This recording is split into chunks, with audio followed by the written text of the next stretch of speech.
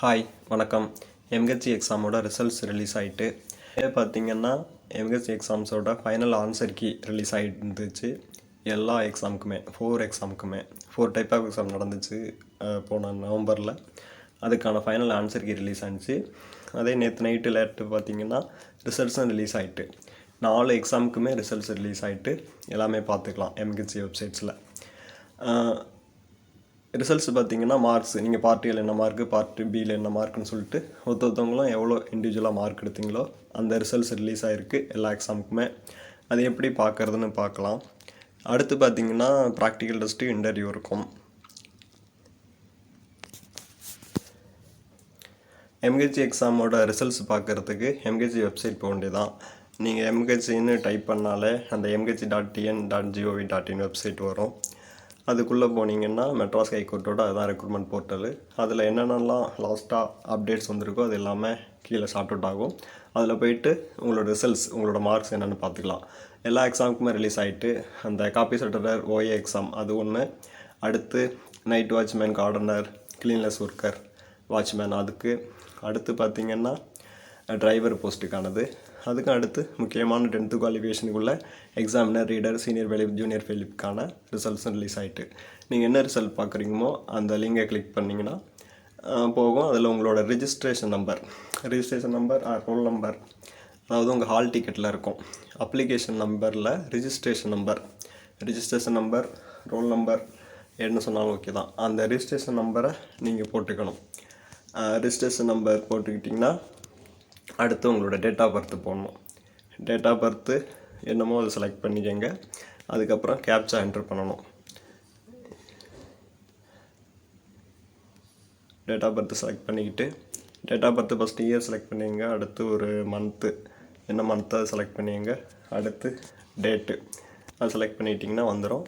அப்புறம் கேப்சா இருக்கும், அதை என்ட்ரு பண்ணிங்க. அது என்ன இருக்குதுன்னு சொல்லிவிட்டு நீங்கள் கரெக்டாக பார்த்து என்ட்ரு பண்ணிக்கலாம். அது கன்ஃபியூஸாக இருந்துச்சுன்னா ரெஃபர்ஸ் கொடுத்தீங்கன்னா வேறு கேப்சா கூட வரும், அது உங்களுக்கு தெரியும். கேப்சா என்ட்ரு பண்ணிங்க. கேப்சா என்ட்ரு பண்ணிவிட்டு சப்மிட் கொடுத்தீங்கன்னா உங்களோட ரிசல்ட் வந்துடும். ரிசல்ட்டு உங்களோட ரிஜிஸ்டர் நம்பரு, அடுத்து உங்களோட நேமு, அடுத்து பார்த்தீங்கன்னா உங்களோட என்னென்ன போஸ்ட்டுக்கு அப்ளை பண்ணிங்களோ அந்த டீட்டெயில் வரும். அதுக்கடுத்து பார்ட் ஏ தமிழோட மார்க்கு, அடுத்து பார்ட் பி ஜென்ரல் ஸ்டடீஸோட மார்க்கு. இந்த எக்ஸாமுக்கு பார்த்தீங்கன்னா மொத்தம் 170 நடந்துச்சு. 120 மார்க்கு பார்ட் பி ஜிஎஸ்க்கும், 50 மார்க்கு பார்ட் ஏ தமிழுக்கும் நடந்துச்சு. சரிங்களா? இந்த ரெண்டையும் டோட்டலையும் ஆட் பண்ணிட்டீங்கன்னா உங்களோட டோட்டல் மார்க் வந்துடும். இப்போ இதில் பார்த்தீங்கன்னா எக்ஸாம்பிளுக்கு பார்ட் ஏக்கு 43 மார்க்கும், பார்ட் பிக்கு 78 மார்க்கும் வந்திருக்கு. இது மாதிரி தான் உங்களோட ரோல் நம்பர் அதாவது ரிஜிஸ்டர் நம்பர் அதை பண்ணிவிட்டு அடுத்து டேட் ஆஃப் பர்த்து கொடுத்துட்டு கேப்சா என்ட்ரு பண்ணி ரிசல்ட்டு பார்க்கணும். சரிங்களா? இப்படி தான் உங்களோட ரிசல்ட்டு பார்க்கணும். உங்களோட registration number, date of birth, captcha போட்டு சப்மிட் கொடுத்தீங்கன்னா வந்துடும். இது மாதிரி தான் ஒவ்வொரு எக்ஸாமுக்கும். மேலே பார்த்தீங்கன்னா காப்பி செட்டர் ஓஏ எக்ஸாமு, அடுத்து பார்த்தீங்கன்னா நைட் வாட்ச்மேன், மசால்ஜி, கார்டனர் அதுக்குள்ளது, அடுத்து டிரைவருக்குள்ளது இருக்குது. அதுக்கு அடுத்து பார்த்தீங்கன்னா நம்ம examiner, reader, junior bailiff, senior பெலிக்கான எக்ஸாம்ஸ் ரிசல்ட் இருக்குது. எல்லாமே நீங்கள் மெட்ராஸ் ஹைகோர்ட் வெப்சைட்டில் பார்த்துக்கலாம். இதுக்கு அடுத்து என்னென்னா, அடுத்து பார்த்தீங்கன்னா ப்ராக்டிக்கல் டெஸ்ட் ஆர் இன்டர்வியூ இருக்குது. அதுக்கான செலக்டட் லிஸ்ட்டு வெளிவாங்க. அது மேக்ஸிமம் இந்த வாரத்தில், இன்னும் ஒரு வாரத்தில் வெளியாகலாம். சீக்கிரம் வெளியாகிடும். அடுத்த சண்டே கூட எதிர்பார்க்கலாம். அது பார்த்திங்கன்னா 2 விதத்தில் நடக்கலாம். ஒன்று பார்த்திங்கன்னா எந்தெந்த எக்ஸாமுக்கெலாம் ப்ராக்டிக்கல் டெஸ்ட் இருக்கோ, எக்ஸாம்பிள் பார்த்திங்கன்னா ஓஏசிஏவுக்கு ப்ராக்டிக்கல் டெஸ்ட் இருக்குது, அடுத்து டிரைவருக்கு இருக்குது. அந்த மாதிரி ப்ராக்டிக்கல் டெஸ்ட் எந்தெந்த எக்ஸாம்ஸ் இருக்கோ அந்த ப்ராக்டிக்கல் எக்ஸாமுக்கு செலக்ட் ஆன கேண்டிடேட் லிஸ்ட்டு விடுவாங்க. 1:5 ரேஷியோன்னு நினைக்கிறேன். அந்த கேண்டிடேட் லிஸ்ட்டு யாரெல்லாம் செலக்ட் ஆகிருக்காங்களோ அவங்க பேர், ரிஜிஸ்டர் நம்பர் விடுவாங்க லிஸ்ட்டாகவே. அப்புறம் அவங்களுக்கு ப்ராக்டிக்கல் நடக்கும். ப்ராக்டிக்கல் முடிஞ்சதுக்கு பிறகு அதுக்கான ரிசல்ட் வந்த பிறகு அதுக்கப்புறம் எல்லா எக்ஸாமுக்குமே அந்த காமனாக எல்லா எக்ஸாமுக்குமே 1 by 1 அடுத்தடுத்த நாட்களில் இன்டர்வியூக்கு நடக்கிற மாதிரி இன்டர்வியூக்கான செலக்டட் லிஸ்ட்டு விடுவாங்க. அது இன்டர்வியூக்கான செலக்டட் லிஸ்ட்டு பார்த்திங்கன்னா 1:3 ரேஷியோவில் இருக்கும். சரிங்களா? இன்டர்வியூக்கான செலக்டட் லிஸ்ட்டு பார்த்திங்கன்னா 1:3 ரேஷியோவில் இருக்கும். ப்ராக்டிக்கல் லிஸ்ட்டுக்கு 1:5 ரேஷியோன்னு நினைக்கிறேன். அது இல்லாமல் இன்னொரு சான்ஸ் பார்த்திங்கன்னா ஃபஸ்ட்டு இந்த 10th குவாலிஃபிகேஷன் உள்ள எக்ஸாம்ஸ் இருக்குல்ல, examiner, junior reader, senior bailiff, junior bailiff, அந்த மாதிரி இதுக்கு பார்த்தீங்கன்னா இன்டர்வியூக்கு செலக்டட் லிஸ்ட்டை விட்டுட்டு அந்த ப்ராக்டிக்கல் டெஸ்ட் இருக்கிற எக்ஸாம்ஸ்க்கு ப்ராக்டிக்கல் டெஸ்ட்டு செலக்டட் லிஸ்ட்டு விடலாம். ஆனால் இதுக்கு வாய்ப்பு குறைவு தான். மேக்ஸிமம் பார்த்தீங்கன்னா எதுக்கெல்லாம் ப்ராக்டிகல்ஸ் எக்ஸாம் இருக்கோ இந்த ஓஏ மாதிரி டிரைவர் மாதிரி அதுக்கான செலக்டட் கேண்டிடேட் லிஸ்ட் விட்டுட்டு அவங்களுக்கான ப்ராக்டிகல்ஸ் முடிச்சுட்டு அடுத்து தான் அந்த ரிசல்ட் வந்த பிறகு தான் எல்லாத்துக்குமே டே பை டேயாக எல்லாத்துக்கும் ஒன்றா அந்த இன்டர்வியூ லிஸ்ட்டு விட்டு இன்டர்வியூ நடக்கும். சரிங்களா? சில டைம் பார்த்திங்கன்னா ஒரு முன்னாடியே இந்த ப்ராக்டிக்கல் டெஸ்ட் நடக்கிற மாதிரி நடக்கட்டும், அந்த இன்டர்வியூ உள்ள எக்ஸாமுக்கு டேரெக்டாக இன்டர்வியூ வச்சு எடுக்கிறதும் எடுக்கலாம். ஆனால் அதுக்கான வாய்ப்பு குறைவு.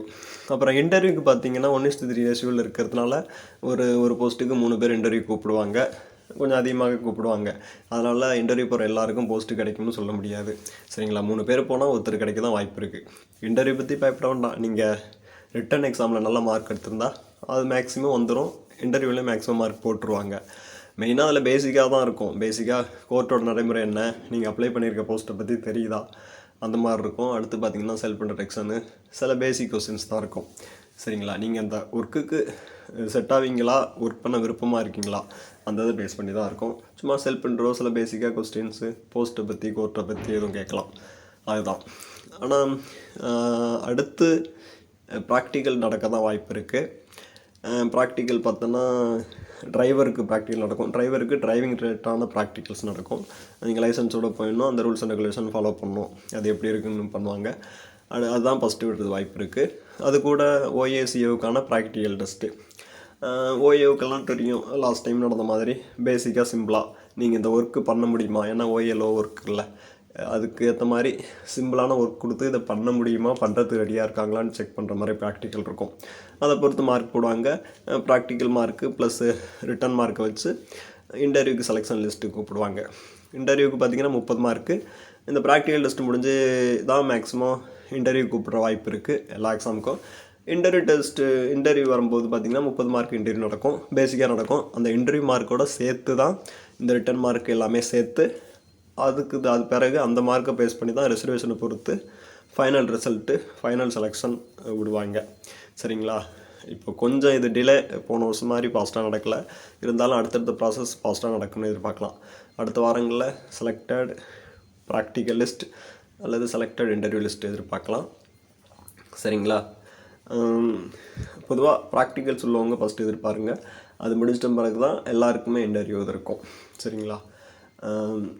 அதுக்காக இன்டர்வியூ தானே அடுத்தது, இவங்களுக்கு ப்ராக்டிக்கல் இருக்க நம்ம உடனே இன்டர்வியூ அந்த இடத்துல கூப்பிட்டுருவாங்கன்னு எதிர்பார்க்க வேண்டாம். ப்ராக்டிக்கல் முடிஞ்ச பிறகு இவங்களுக்கும் இன்டர்வியூ, ப்ராக்டிக்கல் இல்லாதவங்களுக்கும் இன்டர்வியூ கூப்பிட தான் வாய்ப்பு இருக்குது. அடுத்தடுத்து எதுவும் அப்டேட் வந்துச்சுங்கன்னா நான் கமெண்ட் டேப்பில் கூட, கம்யூனிட்டி டேப்பில் நான் அப்டேட் பண்ணுறேன். தொடர்ந்து ஃபாலோ பண்ணி பாருங்கள். ரிசல்ட் பார்க்காதவங்க பார்த்துக்கோங்க. செலெக்ஷன் லிஸ்ட்டு வரும்போது தான் தெரியும் யாரெல்லாம் இன்டர்வியூக்கோ ப்ராக்டிக்கலுக்கோ கூப்பிட்ருக்காங்கன்னு. Okay, thank you.